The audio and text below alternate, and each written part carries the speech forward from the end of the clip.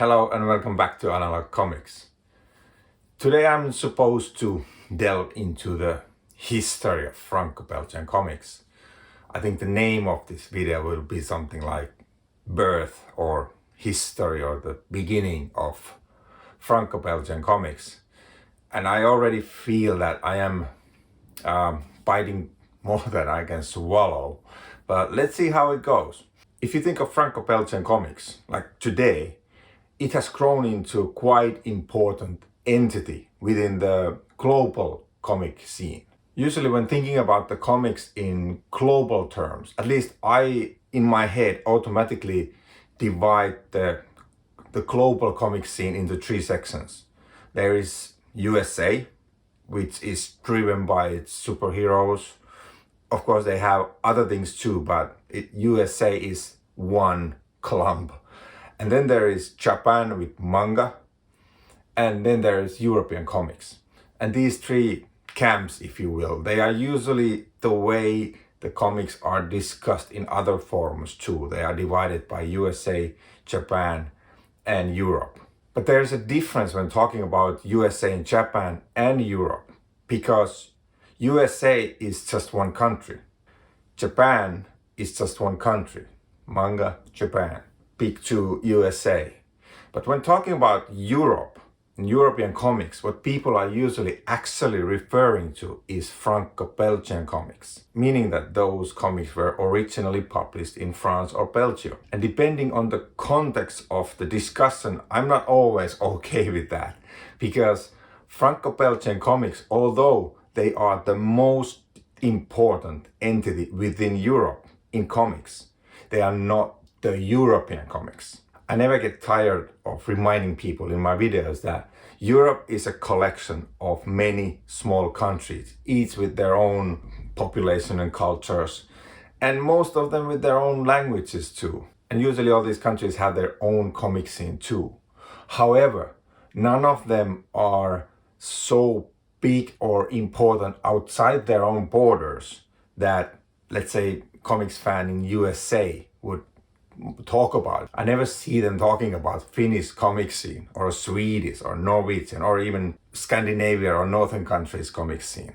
That's just not happening. So most often when any comics channel outside Europe at least is showing you a European comic and talking about it, it's like 90% sure that it's originated from Franco-Belgian comic scene. Now I know that if there's anyone watching this from, let's say, Italy or Spain or UK, you are already shouting there like, we have our own very active comic scene here too. And that is true, and they are all magnificent. But if you take a step back and look at it objectively, nothing comes even close to the global impact that the Franco-Belgian comic scene has made. So very often outside Europe, Franco-Belgian comics is seen as equal to the European comics. And regardless of how active your own country's comic scene is within Europe, all the creators of comics, they feel this pull towards France or Belgium. Because if you get your work published there in France or Belgium and it becomes popular within that scene, you are already someone. You're already in a much better position as a creator if you get your foot in to that market. And because of this, we see many nationalities from Europe working directly to Franco-Belgian comics. Just to give you an example, here is a Finnish fantasy series, Voro.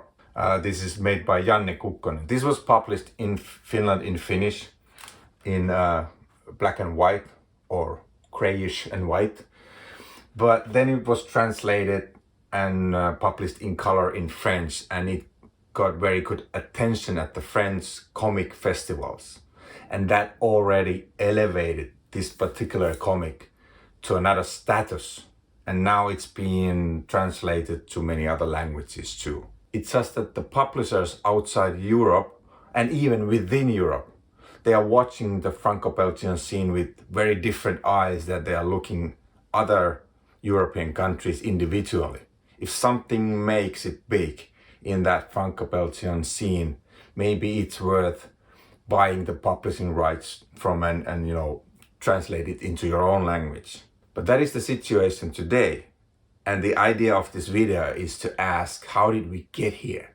How did the Franco-Belgian comic scene grew into this massive entity it is? And I think before talking about any historical points in time, it's good to look at the Franco-Belgian dynamics within themselves too. Because as I said, USA is just one country. US comics, they come from one country. And manga is seen as Japan, which is one country. But as I mentioned, usually the European comics is thought of as the Franco-Belgian comics.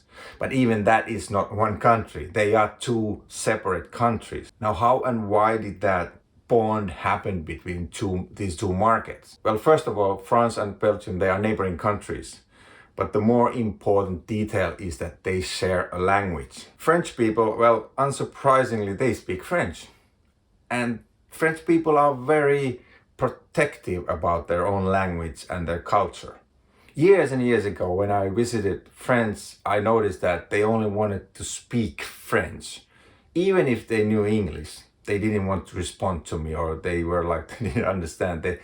It was French. You had to deal with that. But I've seen it change now. I've been there a few times and I've seen that it's changing now. But anyway, in France, they speak French. And I don't mean to talk about this protective attitude towards their own language and culture in a negative way, because it has an important role of making these Franco-Belgian comics as important as they are today. In Belgium, they also speak French, but that's not the only language they have. They have 3 official languages: French, Dutch, and also German. But German is a very, very small population. I think it's like something like 1%. But anyway, French language is already there in Belgium. And if they are putting out comics in French, it means that it's already ready to be published in France too. So it makes this comics business between the countries very easy and kind of obvious.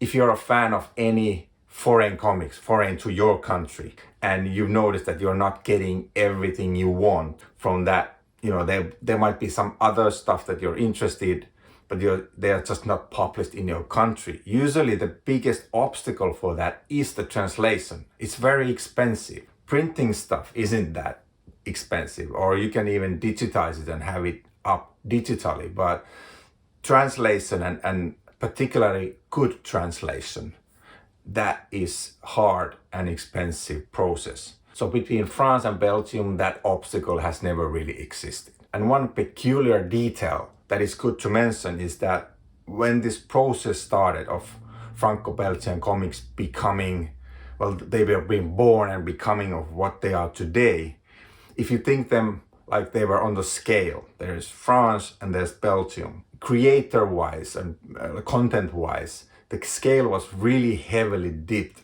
on the Belgium side. That's where most of the content came from, like the golden content that survived history. Of course, both of these countries were putting out stuff, but only some of it survived the history, meaning that we are still talking about it and still reading them. So it was heavily tipped to Belgium for certain reasons, and some of them are just kind of accidental. And then as the time passed, the business within France, the content creation also grew larger, more meaningful globally. And then the scale started to balance out more and maybe even tip towards France. But this happened at the end of 50s, more like beginning of 60s. I just want to mention it here because I'm not sure how well I can bring that detail into front while I'm talking about some historical things. So I'm now easing my way into this part of the video where I should kind of delve into the certain historical details. That scares me a bit. And the thing about history is that it's easily overloaded because the history of Franco-Belgian comics is massive. There's a lot of magazines, newspapers, writers, artists that I will not mention. And that's because they didn't survive history. And I keep saying this, survive history, meaning that they were maybe popular then, or maybe they were never popular, but they had some part of something that became popular, but we never hear about them because they were left there in the history. They might have made a comic that people read then and they liked it, but no one talks about it now, and there's a reason for it. It was just okay at that time. As a comic reader, you know well, certain comics age well and certain don't. You know, comics like Asterix. It's really old comic series, but it's still relevant today. It's as fun as anything. So, but you can't say that with all the comics. And when choosing any facts into the video, I also somehow justify them, and I reminded myself of why I'm doing this video series at all. This video series about the European comics is just to make it more approachable to those who are not so certain about it. It feels a bit distant because European comics is not talked enough in English. There's not enough info out there. And I'm just trying to lay out certain simple facts, not the whole history. It would be too much. So this is why my history is quite superficial. So I'm not going to be flexing with a massive amount of data and info. One reason being that I don't have it. I'm just a fan, I'm not a historian. And I hope that after watching this video, at least some of you have a feeling like, okay, I kind of understand now that thing a bit better. And I'm always happy to get more questions. You know, maybe this video just raises more questions that give you answers, but then the ball is already moving to the right direction, and you are kind of looking towards the European and Franco-Belgian comics rather than not knowing anything about it. And of course, if I made some great mistakes that can be and should be pointed out, and I'm not afraid of making mistakes. In fact, I'm pretty sure I will make mistakes because this is history and it's not my strongest point. Okay, how did it all start? Why did the Franco-Belgian comic scene happen at all? As I said, there are some peculiar things like it being more Belgium heavy in the beginning and then balancing out and maybe tipping towards France some decades later. But I would place the beginning of Franco-Belgian comics before the World War II.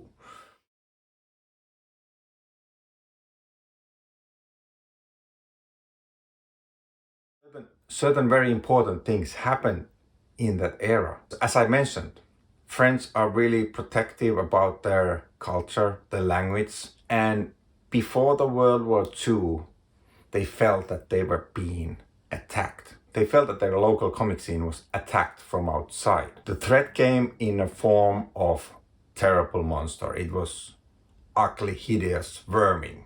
And even looking at it, you knew it spelled danger. Look at him. And more specifically, I'm talking about this character, Mickey Mouse. And of course, with him, he brought all the other Walt Disney characters, his minions that were spreading the foreign culture and destroying the upbringing of local children. And now looking at this, even after all these decades, you can see the terror these characters were bringing with them. It sends a chill down my spine. Well, joking aside, Walt Disney Comics is a massive part of this process. In fact, Walt Disney Comics, the characters like Donald Duck, Mickey Mouse, depending on the country in Europe, different characters became more popular than the others. Regardless of what character it was, Walt Disney Comics has been, before the war, the World War II, and after that, super important in Europe. And this is usually weird detail for people outside Europe. But Walt Disney Comics, they have been massive part, at least for my generation. I didn't know any child who didn't read Donald Duck comics. It was like a natural part of life. And that was the reality in most of the European countries. Walt Disney characters, they came into Europe like tsunami. And in fact, they did so well that I'd say that without Europe, we wouldn't even be talking about these characters anymore. Because Walt Disney Company in USA, they didn't really care about the comic side at all. they became a massive company, and the comic side was just a rounding error in their business. This pretty much survived because of its massive success in Europe. And as it happens, the powers that be in France, they saw this as a threat. And that's one key detail in this video. So we're pretty far in the video and we haven't seen any Franco-Belgian comics. So I'll bring the first one in. Tintin, or I think as the right pronouncing is something like Tatan. That is actually the right pronouncing. I didn't mess that. Tantan. That is the way that all the pronunciations after this will be measured. Tantan. But everybody else is Tintin. And I already know that some people are already like, oh no, again that Tintin. That Tintin is always there. You know, they're always talking about Tintin. But if we are talking about the history or the beginnings of Franco-Belgian comics, there is no way to avoid this. Tintin character and Hergé, the creator, they brought so much to the comics table that it still felt today. Although everybody's talking about Tintin all the time, it's good to mention that it was not the first Franco-Belgian comics.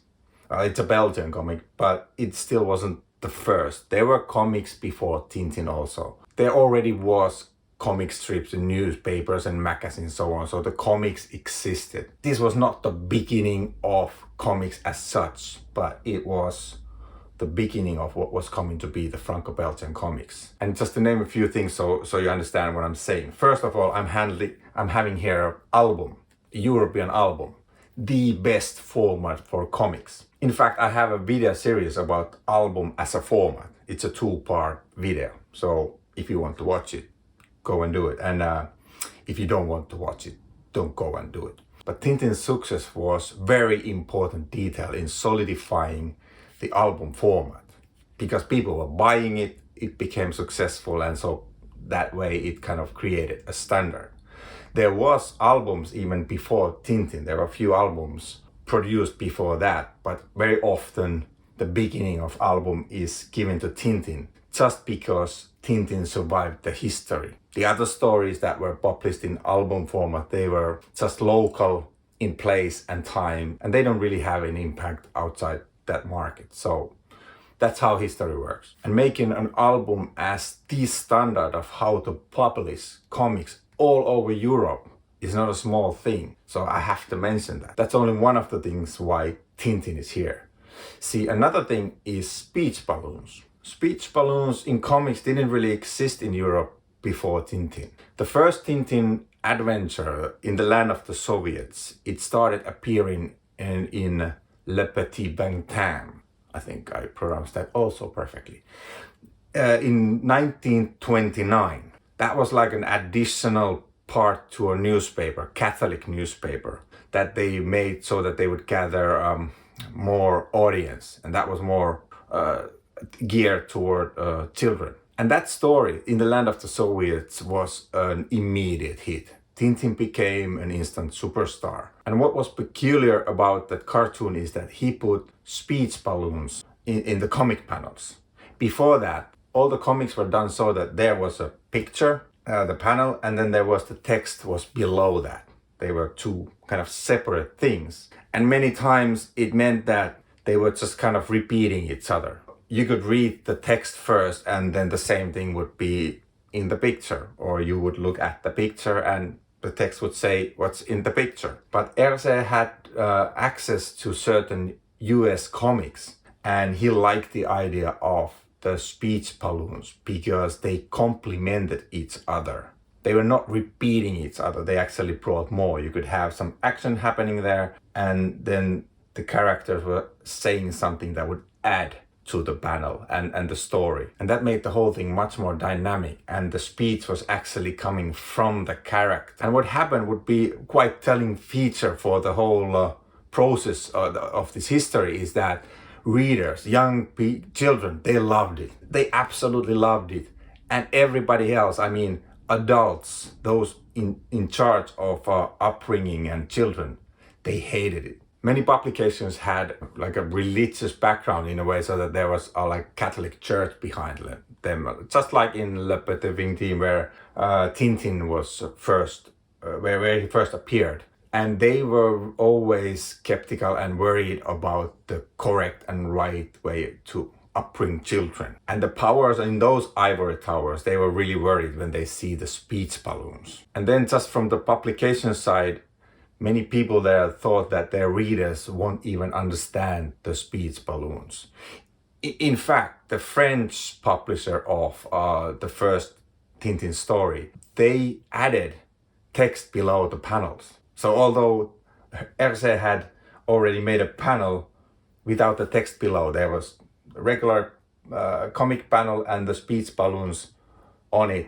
They added text below that panel explaining what is happening in the panel, because they really thought that the readers just can't make out what's going on there. When Hergé saw that, he contacted them and talked them out of it. And then the comic continued as it was actually made. And the third thing about Tintin, which I kind of already mentioned here, is that it got a French publisher. So it was first published in Belgium, but then it got rights to France also. In this way, it became international hit. It was no longer just a local thing for Belgium. It was already in France, which is much bigger market. So Tintin was part of many things. So solidifying the album as a format, bringing in the speech balloons and Hergé fighting for them to make them happen, and they became popular. So that helps those who come afterwards. But also Tintin showed that international business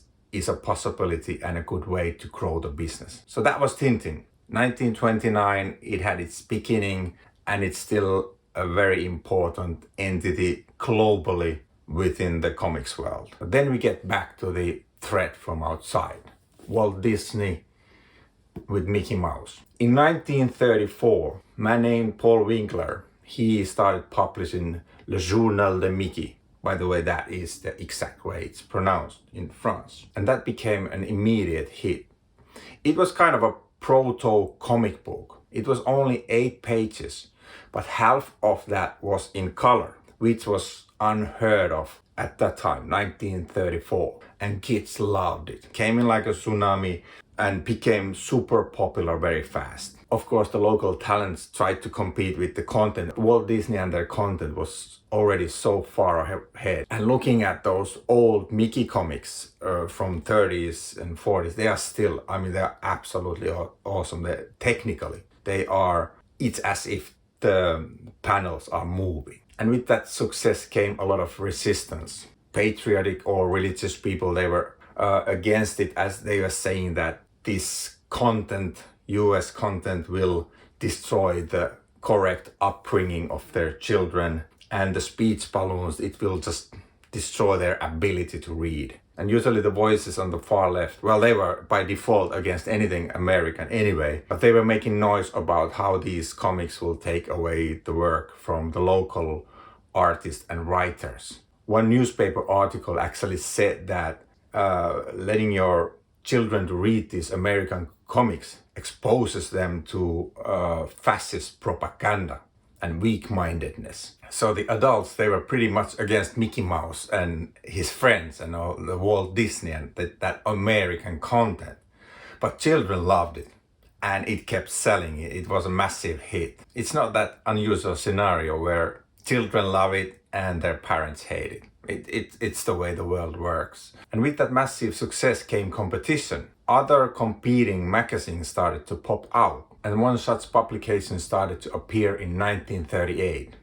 It was named Spirou. And although today Spirou is seen as one of the driving forces of the Franco-Belgian comics, as a magazine, as it's still running, so it's really old. And also as a character, Spirou, it's seen as these really big examples, important examples of Franco-Belgian comics. That was not the start. The foundation of Spirou was laid on that foreign content that they knew that was selling. But however, and luckily, that was not all of it. Spirou magazine wanted to have their own mascot named Spirou. And the task of doing that was given to Francois Robert Welter, who went with his pen name Rob Bell, and he created the Spirou character. So this is very important moment in the history of Franco-Belgian comics. Since that beginning, that character has been handed over to several different creators which have added their own thing. And in fact, if the Spirou character would have stayed as it was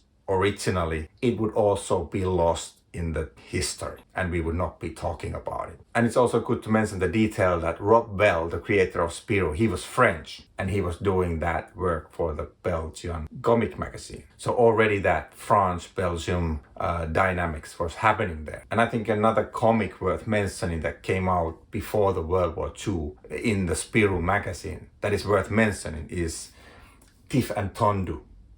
In Finland it's called Tim and Tom. Both Tiff and Tondu and Spirou, they survived the war. They are still read by fans, meaning that they survived the history. And they are now important part of this Franco-Belgian lore. So that was 1938. Spirou magazine was established and still running today.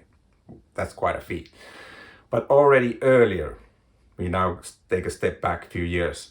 1935, only 1 year after Mickey Mouse and his gang set their foot on French soil, the French publishing platform took a stand. So that was 1935. Publishers, creators, artists, writers, they made a union. They tried to advocate a law that would prevent the amount of foreign content in any publication that was meant for children. So that's pretty drastic protectionism. But I did mention you earlier that French really liked their culture and language. There's nothing wrong with that. But their plans never went forward because a much greater tragedy hit both France and Belgium. The World War II started and Germany invaded both countries and occupied them.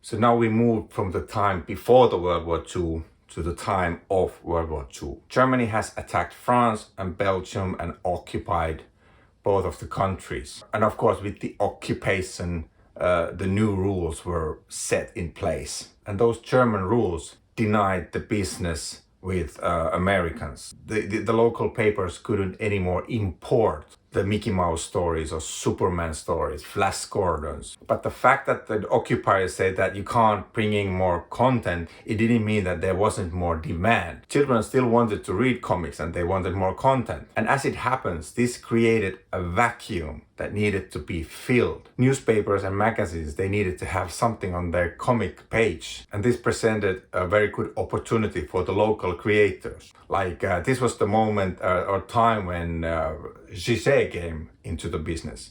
He is best known for his Western series Cherry Spring. But he also did Spirou, and he's actually the person who created the character of Fantasio. And personally, I think that Fantasio is one of the most important characters in the success of Spirou as a series. And Spirou is something that I'd like to do a video about separately later anyway. Another creator worth mentioning, and actually it has to be mentioned, is Edgar P. Jacobs, the creator of Blake and Mortimer. I have a love and hate relationship with Blake and Mortimer. And at the moment, I don't have any of them. I don't own any. And I know that at some point I will own some. It just keeps going like that. But he is definitely something worth mentioning. He is important piece of this puzzle. So now we have the Nazi Germany preventing this American content coming into the papers. So it was filled with local talent, and they were also creating their own original ideas. But at the same time, it created a dilemma, because in these papers, they already had certain runs of stories like Superman, Flash Gordon. They were already ongoing and unfinished. And these papers, they needed something for their comic book pages, and they wanted to have this series finished. So it meant that these creators like Edgar P. Jacobs and Giselle, they had to do that. In fact, I read somewhere that Edgar P. Jacobs was given a task of continuing a Flash Gordon series that was still in the middle of the run, and he had only 1 week to kind of figure it out. So he had to look at the style and mimic that and come up with the plot and all that just in 1 week. and he pulled it off so that no one noticed. And Gigé was actually responsible for continuing and finishing some Superman stories. And I think this is a funny detail because I know that there are many collectors who are diehard completionists within Marvel and DC. They just want to have everything. So I just want to tell you that somewhere out there, there is Superman stories that have a different ending than in USA. They were finished in a different way in Europe. So if you want to take that die-hard completionist to another level, here's your challenge. But as it happens, this arrangement where the local talents were doing American characters, it didn't go unnoticed by Germans. So the Nazi party hit that business too. And in the end, they denied even the US characters, regardless who made it. So you were not allowed to do any more Superman or Flash Gordon or similar things. Any character from USA was banned. And just to give you an idea how much the Nazi party behind those rules meant what they said, let's take the case of Mickey Mouse, Le Journal de Mickey. The founder, Paul Winkler, he actually was from Jewish background. So he had to flee the country. And I think he made a right choice, as I'll show you one thing. Here I have a history of Disney comic books. And it is the history of comic books. It doesn't talk about so much about the company or the cartoons or other business. This is about the comics. It's made by Timo Ronkainen. I think this is only available in Finnish at the moment. And I'll show you one thing about it here. But first I need my eyes. There you go. Within here is a picture of a news article published in a Nazi publication called Die Diktatur, which I find in a gruesome way kind of funny. But I will try to insert that photo of that newspaper clip somewhere here with my massive editing skills. And I try to translate this into English. I think my translation will be nicer than what the actual text is, but you get the idea. So here we go. Mickey Mouse scandal. The blonde and excited youth of Germany is being led by Jewish finance person. Hey youth, where is your self-respect? Mickey Mouse is the most horrible virtue ever invented. Mickey Mouse is just something offered by this opportunistic capitalism that will kind of keep you stupid. Even with common sense, every decent girl and an honest boy should understand how this dirty and filthy vermin is not suitable as an object to admire. That should be obvious by itself. Don't we have anything better to do than to print into our clothes these filthy animals just so that American Jewish merchant wants more money? Get out, you vermin. Down Mickey Mouse, up swastika. Now, I don't know if you missed the vibe there, and I don't want to jump into conclusion, but it does feel like the Nazis didn't like Mickey. So just that as an example, you can see that the boot that came onto American content, and not just the content, but the characters, it was made of iron and steel. And funnily enough, this was also a very golden moment because it gave opportunity to many creators that would be the future superstars of Franco-Belgian comics. And just to show you how important this opportunity was, I'll show you a few of them. First, Franquin. He is the creator who made Spirou, the character, the success it is even today. This is an album made by him, so this is his art, and he is also the creator of Marsupilami. And Franquin did to Spirou what Karl Barks did to the Duck stories. He built a world around these characters, made them come alive, and that is the reason why they are still so successful. And then there is Willy Wanderstein with Spike and Susie. I used to have a lot of those albums when I was younger, but it's something that I kind of grew out of. I don't have them anymore. And then we have Peyo. He is the creator of Johan and Peewit. And from this series, which I love, From this series came the spin-off, Smurfs.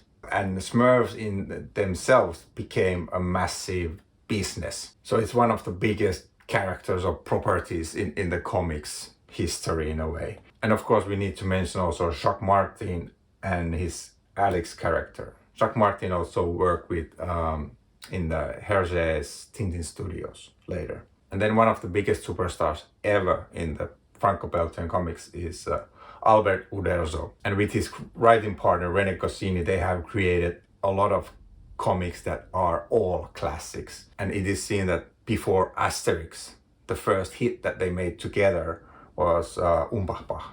And as we now know, the World War II didn't go on forever. And when the Allied made their D-Day landing on the beaches of Europe, they came from the direction of France and Belgium. So those countries, they were freed before the war ended. But the ending of, well, any war is usually a messy thing, and it wasn't different this time either.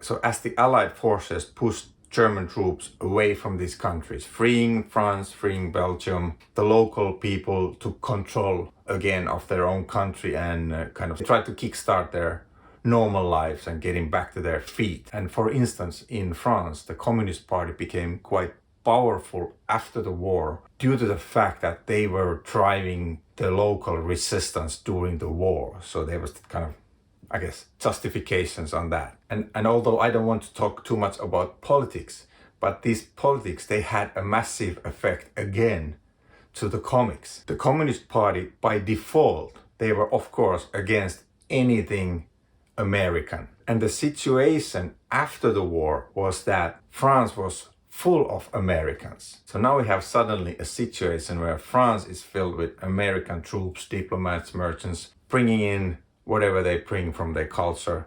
Comics was one of them.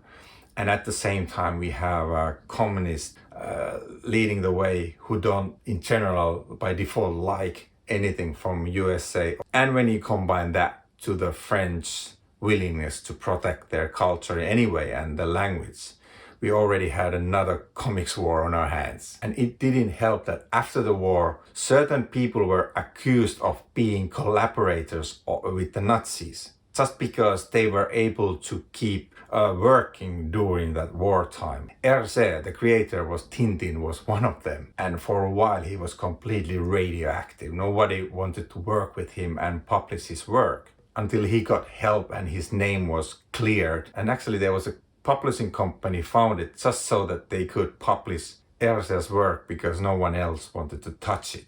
He was that radioactive. European ruins and all the resources being very few and scarce, it also meant that paper was there was a shortage of paper. Well, there was a shortage of everything after the World War II, but with the paper it meant that the European comics could not be printed in a very flashy way. And at the same time, all these Americans coming in with their comics, and Mickey Mouse came back too. They were really vibrant colors and very advanced storytelling. And this again meant that the local youth turned their heads toward USA. And this was not okay for the people in power. So now we're again in a situation where Mickey Mouse and his friends is seen to be a threat to the local culture and the children and their upbringing. So now they were driving a law or advocating a law that meant that you would have to have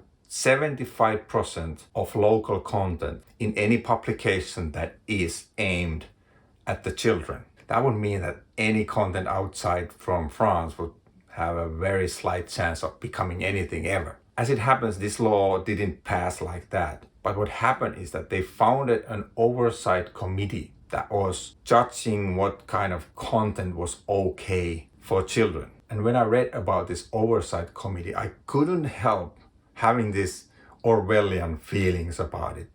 They were sitting in every week, going through the content published locally there in France. They're looking through the magazines, newspapers, whatever was offered to children, and deciding there if that content would be allowed to be published at all. And while they didn't have the judicial right to execute these decisions. They were the judge and the jury, but they didn't have the execution rights. There was a ministry for that. But what happened in reality is that that ministry never questioned what the committee was bringing them. So they were basically just a rubber stamp, agreeing everything that came from the committee, meaning that in fact the committee became the judge, jury and executioner, and whatever they banned or denied wasn't explained. You couldn't ask them, or you could ask them, but they wouldn't answer you. It just was.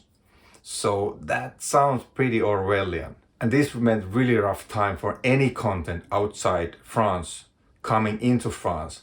But in reality, all this system was built only with the American content in mind. That was the real reason behind it. And to make their point clear, this committee, they hunted down one French creator and editor. He created and published comics that had a American and Italian influence in them. And they kept suing this guy. And he kept winning the cases, but they kept suing until he lost. And then he was convicted.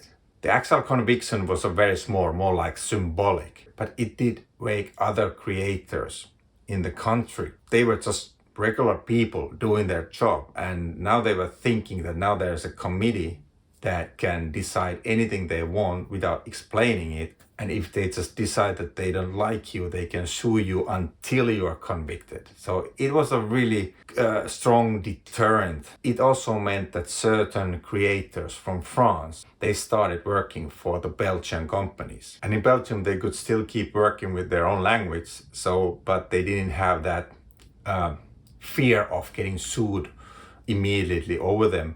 Albert Uderzo was one of them. In fact, the Umbach comic that I showed you earlier, that was originally published in Belgium. Only later they came up with the idea of Asterix. And that was, by the way, published originally in France. But that's another story for another video. And if you remember in the beginning of the video, I talked about the scale tipping in the beginning towards Belgium.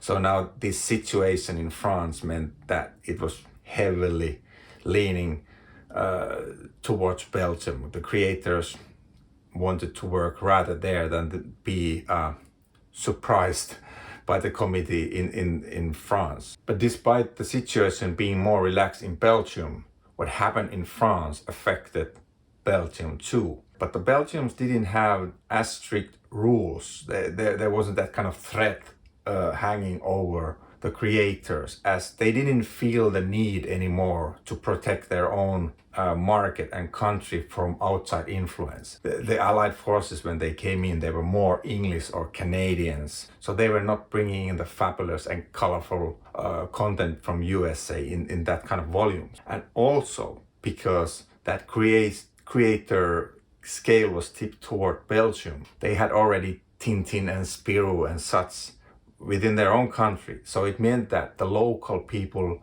they were kind of okay with the local content anyway. So any outside content wasn't seen as a threat. People in Belgium, they rather read the Belgian comics. And that meant that the comic scene there was kind of already solidified. But the rules in France affected Belgian comics a lot, because Belgium is much smaller country and market than France. France is so important for them that still the publishing houses there, they had to lay rules that allowed these comics created in Belgium to be allowed the French market, because they are two different countries. So it means that whatever comes into France, they had to be now allowed to be there by this committee. So it did have an effect of what kind of stories be made. And I'll give you one example. Jean-Michel Jarlier is one of the superstars of Franco-Belgian comics. He's a writer, and he's responsible for numerous hits.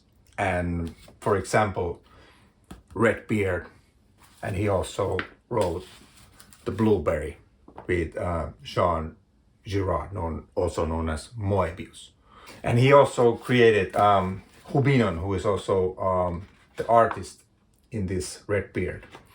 Together they did a comic series called Buck Danny, and they had an album about Korean War. And as it happens, communists were shown in that album in a bad light. And that meant that the oversight committee in France, which was basically run and directed by the Communist Party, they made decision to ban the album from France completely. In fact, Mr. Charlier was invited by the Ministry of Information to be heard. He had to explain this, what happened. Luckily, his education background is lawyer, so he has been a massive influence behind the scenes also. I mean, he as a person, as a writer, is worth its own video. So I brought this up just to show you that even the comics created in Belgium, they were not free from the oversight committee watching eye, the all-seeing eye. And as the comic scene was that vibrant within Belgium after the war, there were lots of comic magazines popping out all the time, but in the end,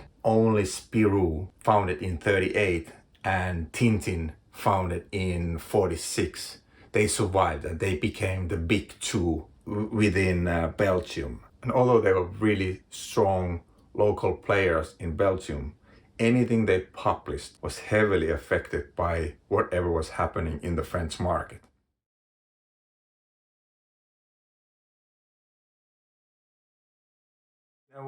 In a way, Europe had its own comics code before USA had their own comics code, really restricting what type of comics you are allowed to make and publish. But if you look at the Franco-Belgian comics scene now, that's not the case anymore. You can now have much wider variety published there, and that's what's exactly happening. You can find comics for very young children, teenagers, young adults, older people. You can have violence, sex and blood in them, and in fact you do. The comics magazine competition had already ended in Belgium. Spirou and Tintin, they were the winners. But if I want to point my finger at one point in history that ended that terrible rule of oversight committee, I would say that it happened with the founding of Pilote magazine in France. It happened in 1959, and already when it came out, it was aiming for a little bit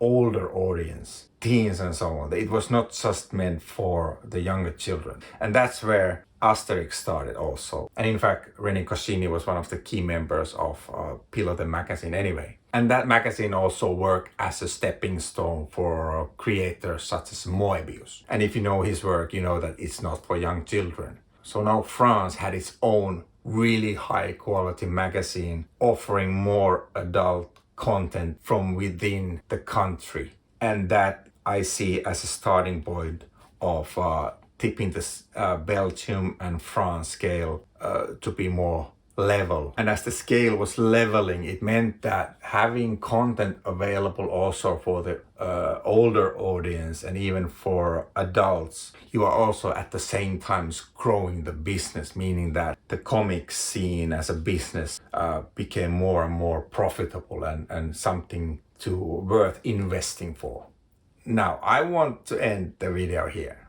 I don't even know how long this will be. It might be way too long for anyone to watch. This might be an abrupt ending, but I think this is what the beginning needs. This is what I would place as a story of the beginning of the Franco-Belgian comics. There is that story, that endless struggle with the American content, the resistance of people in power locally to insulate the local children from that influence and effect. And that endless pushing back created the space within those countries that allowed these talents to come in. It gave them the time also to hone their skills. And at the same time showing local children that there's actually really good content available from their own country, locally. And as the sales grew and Europe in general started to get back more on their foot after the war and the economy started running, it was quite easy to go shopping from Belgium and France, their content. And that way the